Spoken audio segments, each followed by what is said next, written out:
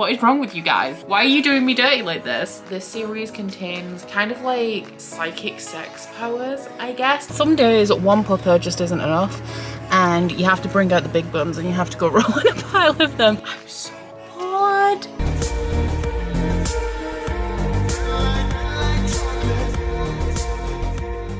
So we have 4 days left of June if you want to count today, which I mean it's already past 6 p.m. So we don't have much of the day left, but if you include today there are 4 days left of June and I still have 7 or 8 prompts left on my whateverthon bingo board. So I'm going to be dedicating at least the next 4 days to trying to get through a few books, and my minimum requirement kind of that I want for myself is to fill this board. So I'm going to have to read at least 3 books in 4 days. A little bit worried, but one of the prompts I have left is to read a book under 300 pages, so at least that one won't take me too long. Fingers crossed. But we're kicking off with a book that's going to check off 3 prompts, and that one is Wildlands by Stacey Marie Brown. The prompts that I'm going for with this one is a book with a purple cover because all of the lightning and stuff on here, I think it's smoke actually, is purple. And then I also would like to get hybrid genre because this is fantasy romance, so it's fantasy and romance. And the third one could either be a book that I've recently hauled because I picked this one up at the end of last month, or a book from a lesser read genre because I think fantasy romance is my second or third most read genre, with fantasy being the first and then romance being the other one. Very predictable, or very much the same. Fantasy, romance, and fantasy romance are my most read genres, but it's not number one.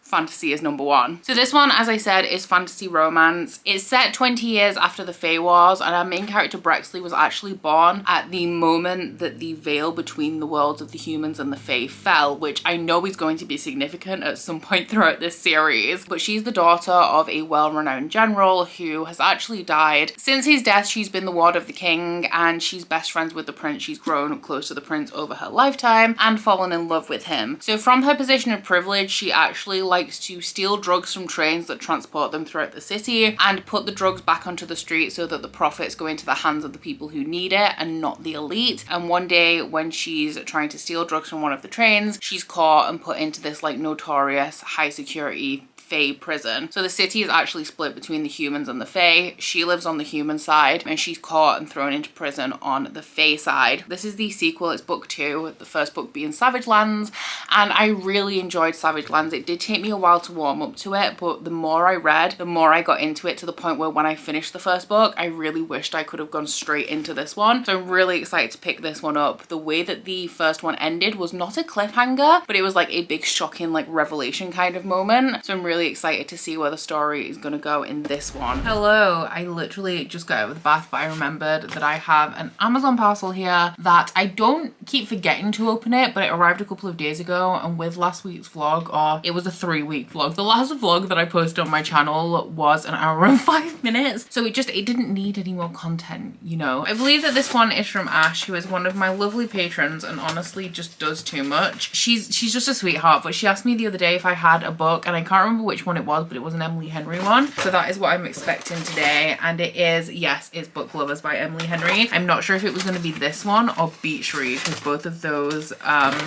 the ones that I don't own. But the note says, we'll always risk pool duties to send you presents from Ash. Honestly, Ash's gift notes that she puts in Amazon parcels are literally my favorite. But this one, I actually don't know what this one is about, so I will just read you guys the synopsis. I know that I recently read People We Meet on Vacation, and I said that like I'm not against reading Emily Henry again. It's just I wasn't as blown away by People We Meet on Vacation as I was expecting to be, but it definitely seems from what I've seen of people's reactions to Emily Henry that people have like their favorites and they will like love one but really dislike another one. So maybe the Emily Henry book for me was not People We Meet on Vacation, or You and Me on Vacation as it's called in the UK. Maybe it's Book Lovers, or maybe it's Beach Read, and if I don't read them, how am I going to find out? So the synopsis on this one is, Nora is a cutthroat literary agent at the top of her game. Her whole life is books. Charlie is an editor with a gift for creating bestsellers, and he's Nora's work nemesis. Oh my god! Enemies to lovers?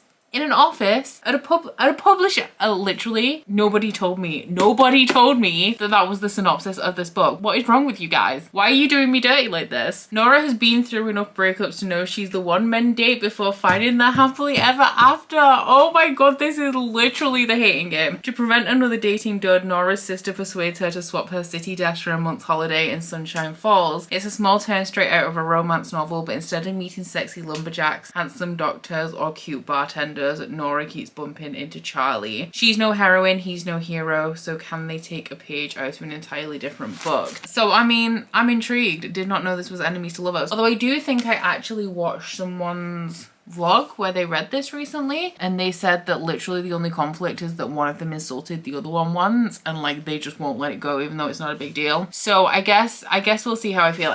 Oh my god, yes, I needed to re-export last week's vlog, which is causing me so much trouble. A lot of it is my own fault though. Like I said, it's an hour and 5 minutes long, but I had to re-export it, and that is done, which is amazing because, as you can imagine, with the length of it, that takes quite a while. I'm going to set this to upload and get some reading done. But thank you so much to Ash for this. I'm so excited to read it now that I've actually read the synopsis. I lay down on the bedroom floor when I can't take it. She just yells and slams the door to test my patience. We go back and forth, I grab a glass and break it. Darling, when did you lose your charm? Pride is not the word I'm looking for, because you are such a little shit. Ooh, happy when you smile, I am undone. Everything to say, humble. No. You and I get lost in this on and on and on, where words just serve you wrong and the fights don't end. Nights devolve, cops are called to rein it in, but I keep swinging on and on and on and on. Someone needs to take you out of this chronically dysfunctioning attachment that you have with me.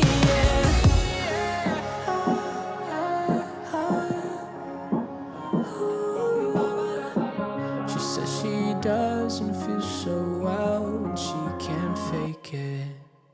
I know it's wrong to get so mad, but I can't. So I'm currently doing Patreon sprints with Aaron, and I really want to finish Wildlands today, but I just realized that I am on page 220, so I'm over halfway through this, intending to maybe finish it tonight, and I still haven't told you guys anything like about how I'm feeling about this one. I'm still really enjoying it. These books are interesting to me because critically I would say the writing, not the best. I've definitely read better writing. They're a little bit repetitive in parts. I would say that the choice of words within the writing is not always great. Like sometimes a word will follow another word where they kind of rhyme, or they have like the same kind of sound somewhere and it just doesn't like flow as you're reading it. And I do also think that this series is very fast paced and also a little bit repetitive in that, because we've had so many explosions in this series so far. I think we've had like 4 major explosions, 3 or 4, and I'm only halfway through the second book out of I think 6, so it's a little bit repetitive in that front. We also have like a lot of back and forth in the romance, in that it's not necessarily progressing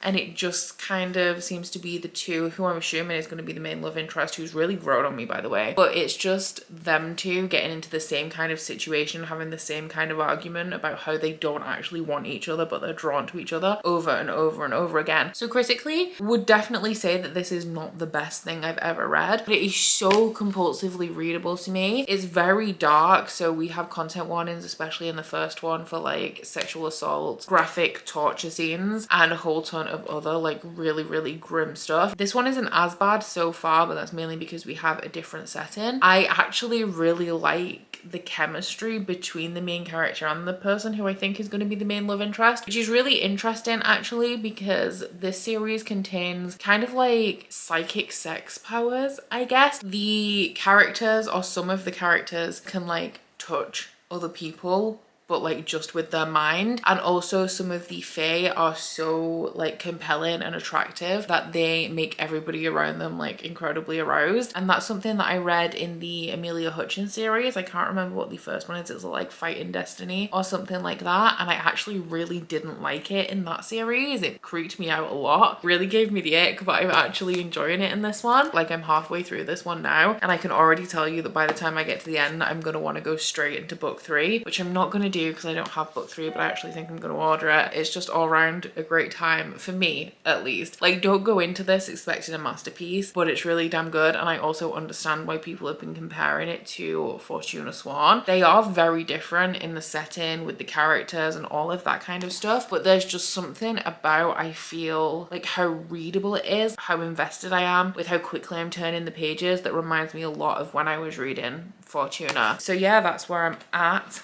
Hopefully, fingers crossed, we'll get finished tonight because it's the last day of the month tomorrow, and I still have 2 more books that I want to read. Am I going to do it? Probably not, but I'm definitely gonna try. So I think baby Brie has just woken up from her nap, which is really inconvenient, but we do have a vet appointment in 35 minutes, so I was about to get her up as soon as I did this vlog update, because I have finished Wildlands by Stacey Marie Brown. I loved it. I'm obsessed with this series. It's just so addictive and so compulsively readable. The plot for this is very repetitive. Like, the amount of times that the main character gets kidnapped by different like rebel groups and organizations, or like lords and kings and just different political factions, is insane. And she pretty much gets rescued in exactly the same manner by exactly the same person every single time as well. But I just really love the chemistry between the main character and Warwick. Now, I will say that this girl does go for every male that is in her vicinity that's relatively attractive, which, to be honest, is a lot of them. But from all of the guys that we've been introduced to, I am obsessed with Warwick. He's very clearly based off Jason Momoa. It says at the beginning of the first book, like the acknowledgement is something to do with, like, it says something like, to Jason Momoa, if you can't be my real boyfriend, then at least you can be my book boyfriend. And the description of Warwick is very Jason Momoa like, but he's hot. I'm here for it. Not the best written thing that I've ever read, but definitely very addictive. A lot of high stakes, a lot of like torture, quite a lot of darkness in here, like raw sexual chemistry between the protagonist and the love interest, and I'm here for it. I'm addicted. It's an addictive read, what can I say? So 4 stars for this one, and for whateverthon, this one ticked off the prompts. Let's see if I can remember. Hybrid genre, recently hauled, and purple cover. So I actually wanted to read 2 more books to complete a bingo board before the end of the month, but I think it's safe to say at 2 p.m. on the last day of the month that I'm not going to get through 2, but I am still hoping to squeeze in 1 more, and this one will also take off 3 prompts and get me some last minute points for my team. And so the next book I'm going to be picking up is actually Supplicant by Sierra Simone. This one is a very short romance novella. I got this free at Rare when I went to have Priest by Sierra Simone signed. She was giving away this free novella to anybody who like came to her table, so I thought I would give it a try. This is going to be my first Sierra Simone book, and I'm just going to read you guys the synopsis because it is so short. After being left at the altar by her cold and brilliant professor Church Kaysen, Charlotte Tenpenny had to leave school to take care of her younger brother, but a fateful night brings back Church and his delicious drugging kisses back into Charlotte's life, and it stirs up a reckoning years in the making. So it's very vague, but I've heard good things about Sierra Simone. A little bit nervous that a novella is going to be my first taste of Sierra Simone, because I don't typically love short things, but as it's a romance, I don't know, we'll see. I have heard that this is actually good, and for whateverthon, this is going to fulfill 3 prompts, and they are going to be a book with a 1-word title, a book under 300 pages, and also last letter, first letter, because the last letter of the last book I read is an S in Wildlands, and the first letter of Supplicant is obviously an S. So I'm gonna go get the pup up because she's whining a little bit, and then get off to the vets, and hopefully this evening I will have time to get through the 120 pages of this. Okay, it's bedtime. Come on, baby. Sit down. Good girl. Good girl.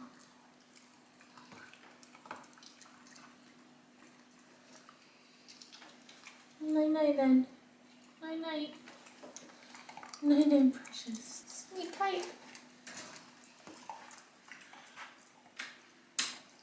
And I could blame my lack of patience on my trauma, all these maladies, but you deserve some affirmation from a person who is less fucked up than me. On and on and on and on. I hope you're gone, but I've had a little bit of a day and I feel like ass, but we took Bree for a walk today. So she had her first walk yesterday and we took her to somewhere that is essentially just great for walking dogs near us. However, it started to rain and obviously she can't walk for very long yet because she's a baby, but that was cute. But I got really wet in the rain and my back is actually still wet from then. But I have a couple of things that I do need to tell you guys. So the first is that we finished Supplicant. Oh my god, are all Sierra Simone books written like this? Because this is the most dramatic thing that I have ever read. And I was living. I was having such a good time with this. It's so dramatic. The guy got his aubergine out at one point, as you do. I mean, it's a smutty novel. And she said that the sight of it nearly made her expire. The angst level was through the roof. So this is following a girl who met a guy who was her professor, but she didn't know that he was her professor when they met up until a week after they'd already been, you know, like doing the dirty. That didn't stop them anyway when she did find out. And he proposed, she said yes, and then when it got to the wedding day, he left her at the altar and he just didn't say a word about it. None of his guests turned up or anything, so it was clearly like kind of pre-planned. And she even went and confronted him and he just would not tell her why he'd left her at the altar. Now, the actual bulk of this story is set 4 years after that. She's fallen on hard times now. She's had to drop out of university and take on 2 jobs to support her brother and also pay all of their bills. And she meets him at an event that he's attending that she's serving at, because her second job is as a server for like a catering company. And before she knows it, she's all wrapped up in him again, even though he hurt her terribly. Like, she can't seem to resist him. I loved it. I gave it 4 stars because it didn't have a whole lot of scope to it because of the length, but also it was kind of repetitive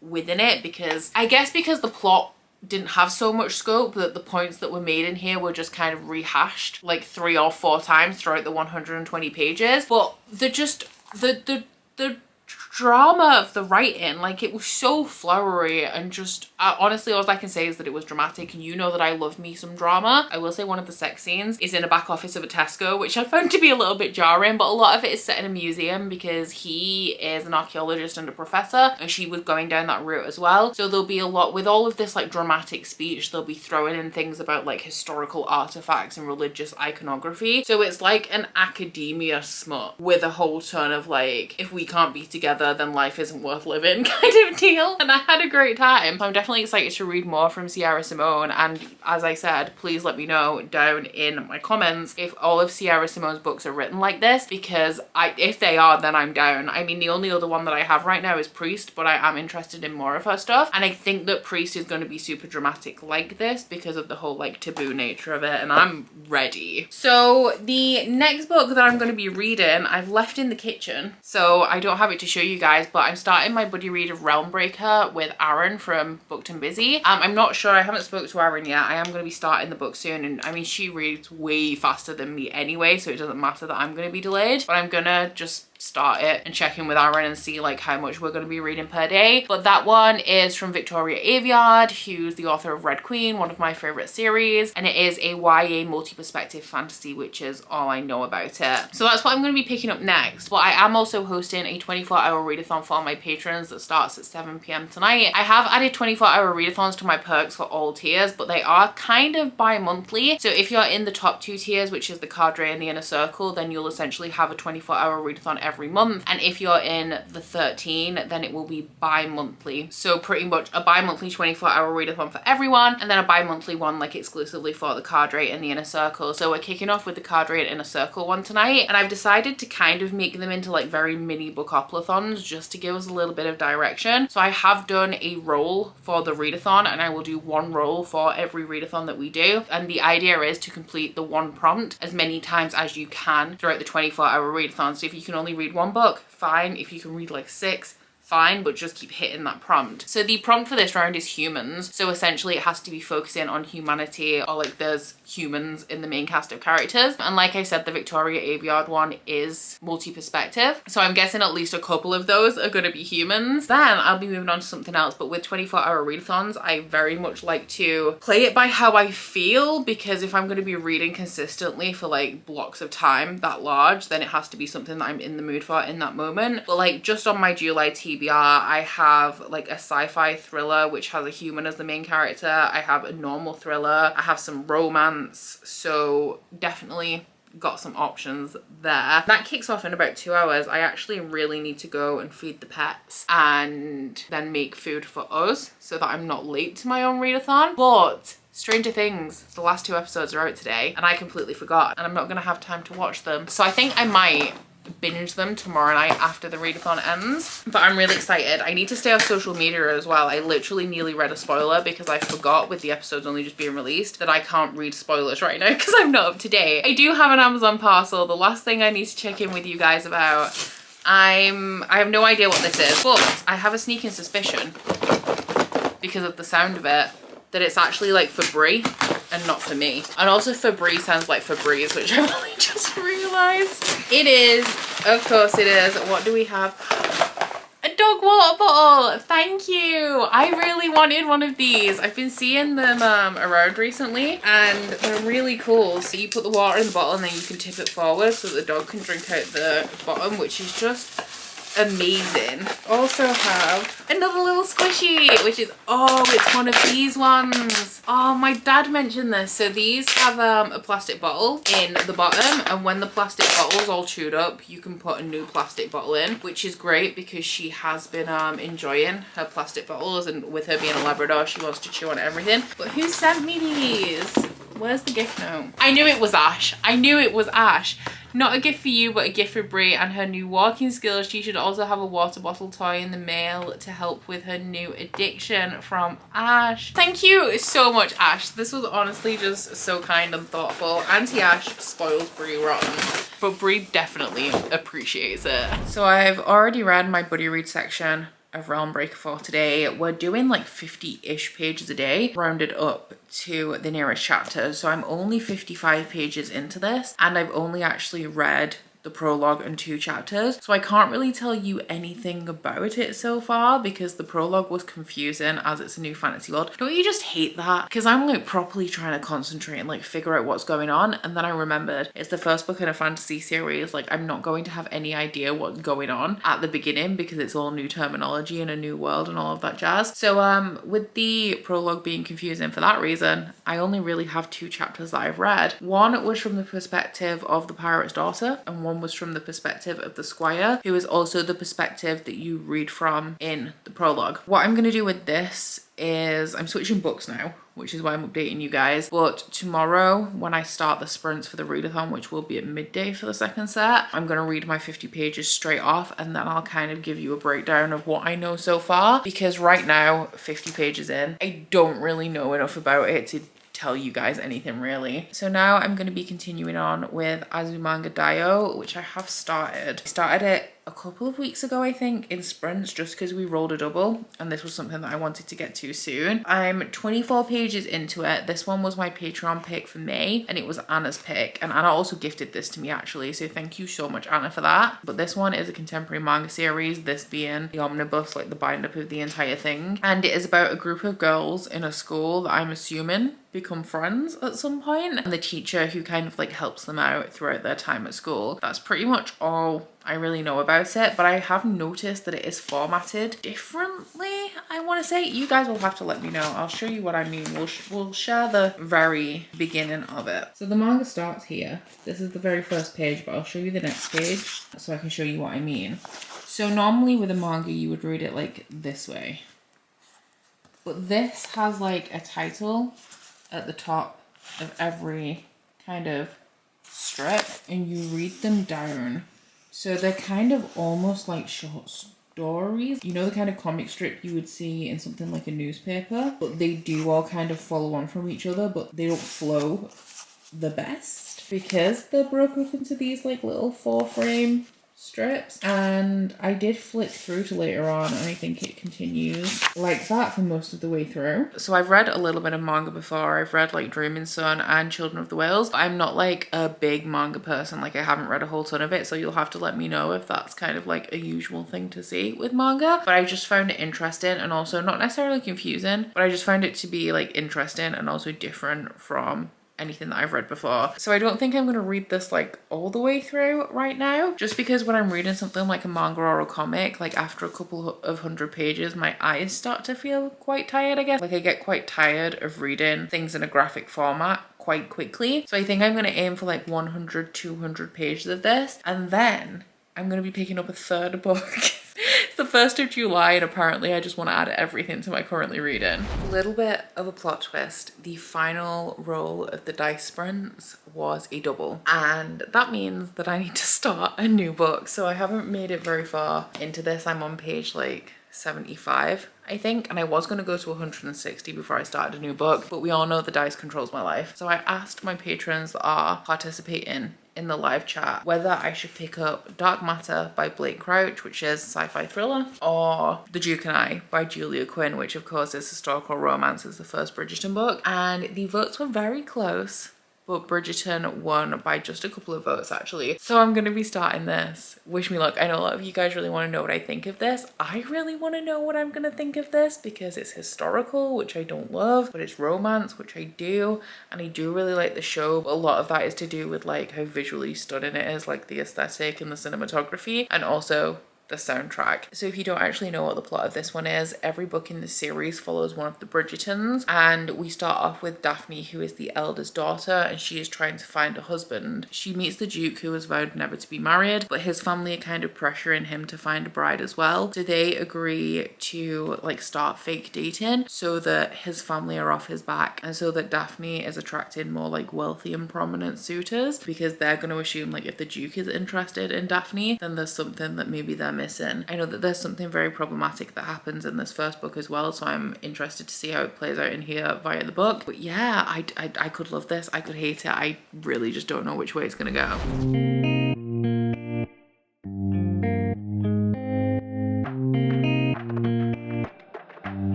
I've been out in New York City dreaming, wishing you were with me.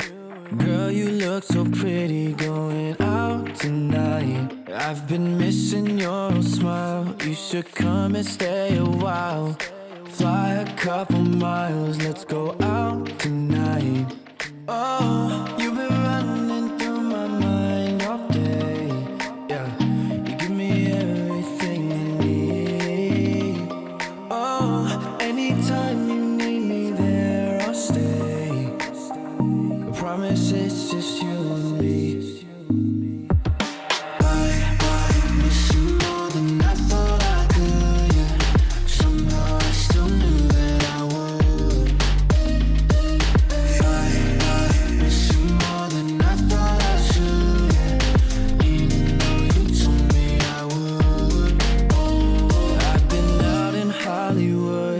You'd call me, wish you would. So the 24-hour readathon has now ended, and I can confirm that I didn't actually manage to finish anything, but I did make quite a lot of progress in the books that I did start. Realmbreaker by Victoria Aveyard, which I put in the Illumicrate book sleeve.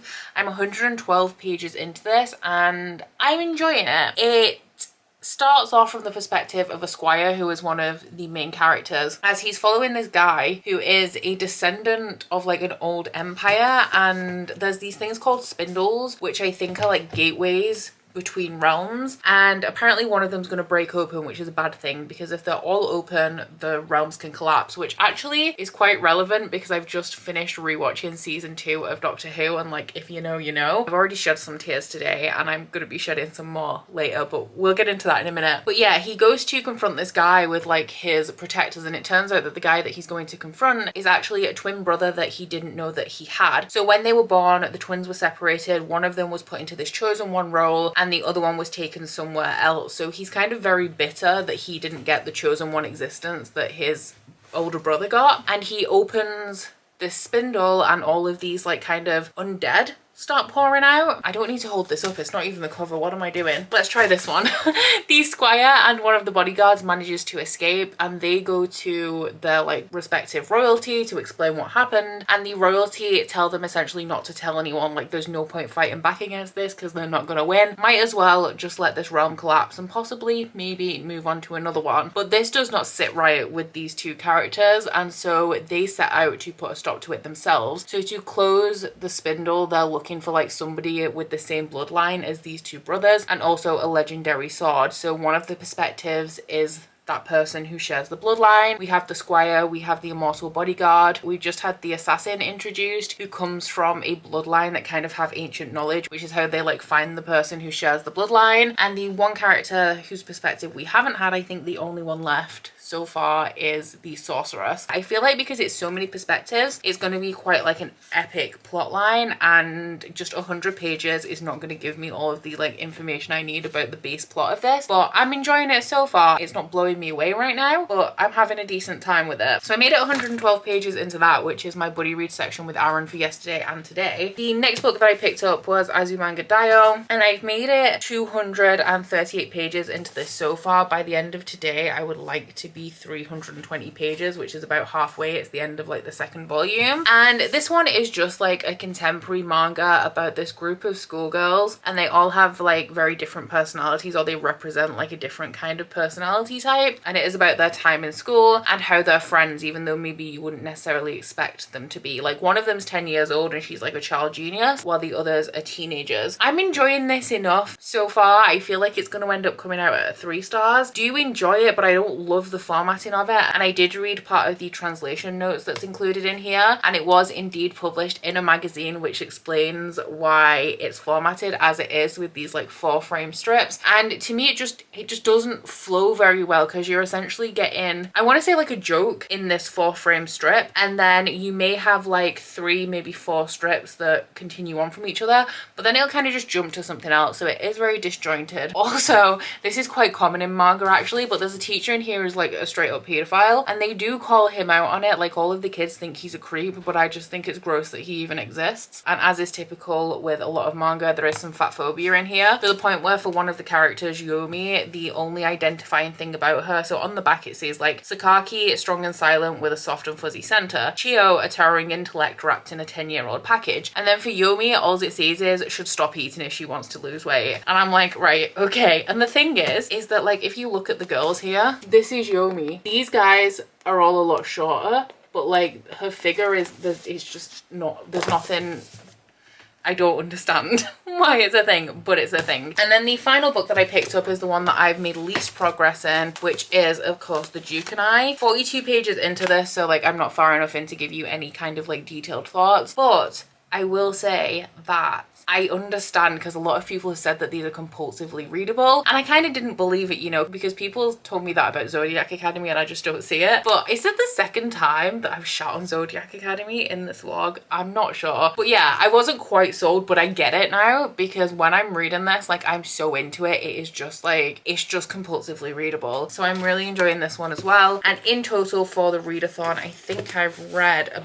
about 380 to 400 pages. So not bad for 24 hours from a slow reader. So now that the readathon is over, I've had dinner, I watched the season 2 finale of Doctor Who, and now, like I said, there will be more tears to come tonight, because I'm gonna go get a shower, put my pajamas on, and we're gonna watch the final 2 episodes of Stranger Things, which, I mean, Ryan sent me a text last night and said that he ugly cried, so it's not looking good for me. Without you tonight, kinda lonely, kinda down. Just don't wanna stick around. Clear your schedule, let's find something else to do tonight. Hello, I have anxiety today.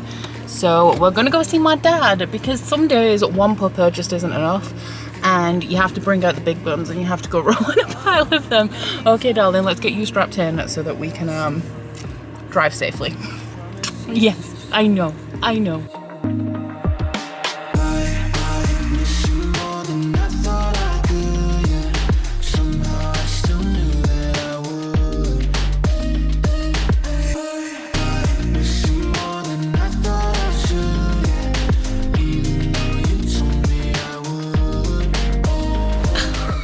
Thanks, baby. So it has occurred to me that I really need to ramp my shit up, because I'm going to Yalk in 3 days. I haven't done any fit checks. Don't buy that. Don't buy that. I've been filming videos today to schedule to go up while I'm gone, but I haven't edited anything, and this vlog is also going up while I'm gone. But I started 3 books at the weekend and somehow thought that I was going to be able to finish them. I don't know who I was trying to fool, but we all knew it wasn't going to happen. But me and Aaron are going to ramp up our buddy read of this, because if I don't read this soon, I'm not taking it to Yalk because it's massive. And when I get back from Yalk, I'm going to have to read the next book in the realm of the Elderlings, ready for the Elderling Long Live show. Alongside this, I also have to sort out all of my outfits, my packing, make sure I've got everything I need, and edit those videos. And I have like 3 days. Hey pals, I have some news for you that you're probably not going to want to hear. I don't want to hear it either, but sadly it's the truth. I am dead on 500 pages in to Realmbreaker. We're gonna finish it today. That's the next thing I'm gonna do once I film this update. I have 62 pages left. I'm so bored. I'm so bored. Oh my god, I don't know. I expected such good things from this, but this is so different from Red Queen in that it doesn't even necessarily feel like it was written by the same author. Even Red Queen, okay, like objectively, not the best book ever written. I can admit that, even though I adore that series with every fibre of my being. I can acknowledge that there are a lot better books out there, but it was compelling, you know, like it was interesting. It didn't take me long to get behind Mare and start rooting for her. But in this, I just don't care at all. And I don't know if it's because it's multi-perspective, so the events are like split between all of these different people instead of us just following like one protagonist all the way through. I don't know whether it's because it's third person instead of first person like Red Queen was. I don't know if it's that I'm older and it's YA, so if I was a little bit younger I'd be enjoying this more, but it's just not interesting at all. That sucks. I'm devastated. I've pre-ordered the Fairy Loot edition of the sequel to this as well, which I'm now debating cancelling. I'm hoping for great things in the next 61 pages, but honestly I'm not that hopeful. I will say that there is one character or 2 characters that I'm interested in, and they're not the main characters. One of them is Erida? I would say that it's a reader, but it could be Erida, who is one of the queens, and the other person is the villain. So all of the main characters, like the ones that are outlined on the back dust jacket, that's our main cast of characters. Those are our companions, the people who are on the quest to close these spindles. And then the villain, obviously, and Erida are outside of that, and they are the only 2 that I care about. They are the only 2 that feel like they have a level of complexity about them. The rest of the characters are just kind of plodding along on this quest. They're not people that I'm getting behind, they're not people that I'm rooting for, they're not doing anything especially interesting. A couple of things happen to them along the road, like as we have with every like kind of fantasy traveling story, but they're not characters that I can get behind, and they're just going to close the spindle, but most of it is traveling, so like the events aren't interesting either. I'm so upset. So upset. I do think that the world building is quite good. It's sad because I'm not interested in the story, so I'm not necessarily interested in the world, but I definitely appreciate the level of detail that Victoria Aveyard has put into the world building, especially considering that it's YA. Like there is quite a lot of depth to the world and a lot of thought that has gone into it, but it still isn't especially gripping me, and I don't know whether that's because it's not being presented in a particularly interesting manner. And I do think that it feels like a light version of Priory of the Orange Tree, specifically with the setting, the character archetypes, and also the tone, which funnily enough is another book that I didn't enjoy. So that's how it's going with me. It has been a couple of days. I'm going to Yalk tomorrow, so my next port of call is to finish this, let you guys know my final thoughts, which we're not feeling too hopeful about, and then get this vlog edited, and then I have to schedule all of my videos that are going to be going up while I'm away, get myself ready to leave tomorrow morning, and also finish up all of my packing. And on top of that, I also want to spend some time with Curtis tonight because I'm going to be away until Monday, I think. So you could say that my anxiety is high. How do you guys, like, honestly guys, if you have like generalized anxiety where you're just kind of like anxious all the time and nothing especially triggers it, how do you cope? Like, how do you live? Because I've been dealing with anxiety for a while now. Like, it's been 3 or 4 years of me experiencing anxiety, but not like this, where it's every single day. And I have to be honest, I can't cope. Like, I feel like I'm about to cry right now just because of how much I am struggling with anxiety at the minute, because it is literally relentless. Every single day I will experience anxiety, and yes, I am in a much better place now than I was 2 months ago, but still the first thing I wake up to every single morning is that ball of anxiety in my chest. I tried cutting back back on my caffeine, that actually made my anxiety worse. So I've gone back to like 1 cup of coffee a day, which honestly just soothes my soul. If you have any tips and tricks for me, do let me know, because there's only so far like that deep breathing can get me, you know? But yeah, anyway, enough about that. I'm gonna go and finish this book, and I will be back with you guys very soon to share my final thoughts. So I finished Breaker and I continued to not like it, which, I mean, are we surprised? I only had like 60 pages left of it. It was just more of the same throughout those 60 pages. Like, I feel like what we were building up to wasn't that dramatically. He was over too quickly. Everything kind of happened in 1 chapter. So up until that 1 chapter, it was just kind of more of the same, which still just wasn't really doing anything for me. So I ended up giving it 2 stars, and I'm so upset. I'm so upset because I thought I was going to enjoy this. Like, yes, I've gone off YA recently, don't read as much of it, don't enjoy it as much, but it's Victoria Aveyard, who's the author of one of my favourite series ever, so I thought that I would at least enjoy it for that. But everything that Red Queen had going for it, this just does not for me. I don't care about any of the characters, and nothing that they're doing is particularly interesting. It's like your typical kind of like save the world quest, which, yeah, is great, it's fine. That's a plot structure that I typically enjoy reading about. But I feel like for it to be successful, at least for me, it has to have a compelling cast of characters that I really care about. There was just nothing about them that had me rooting for them, so it was just a not very exciting reading experience overall, and I think I'm going to be cancelling my pre-order of the sequel. I mean, I gave it 2 stars. I don't need a Fairy Loot edition of the sequel to this. But I'm really sad because it's Victoria Aveyard. Mine and Aaron's buddy reads are cursed. I am telling you, I am never buddy reading anything with Aaron again. If Aaron asked me to do a book club again, absolutely not. Never asking Aaron to do a book club either, because I don't think that we buddy read a book or read a book together for a book club that either of us have enjoyed. We just don't have a good track record. In terms of the other books that I started this week, I've read a little bit of Azumanga Daioh. I'm 373 pages into it, and all of my feelings on this one are pretty much the same thus far. And for Bridgeton, I haven't read any of it, so I'm still like 40 something pages into it, and I think that I might actually take Bridgeton with me to Yalk as my backup book. I do have one book that I'm taking with me that I plan on being like the main book that I read over the weekend. It's pretty much just going to be on my train journeys to and from London, because it's like over 3 hours each way. But I'll take The Duke and I with me just in case. It's unlikely, but just in case I finish that other book, so that I have something to read for the remainder of the train journey if I do run out. I say this as though I'm not going to be buying any books while I'm there, but I should probably read something off my TBR, not something that I've just picked up and want to read on a whim. So yeah, next week is going to be the Yalk vlog, or tomorrow for me is going to be Yalk, which a little bit nervous. I'm very excited, but I'm also very nervous, so wish me luck, I guess, because you're going to be seeing this just after I've arrived in London. But aside from that, guys, please don't forget to like this vlog if you liked it, and subscribe if you wanna, and I'll see you guys next week. Bye. Oh, you bite your friend like chocolate. You say you will go where nobody knows, with guns hidden under our petticoats. We're never gonna quit it, no, we're never gonna quit it, no.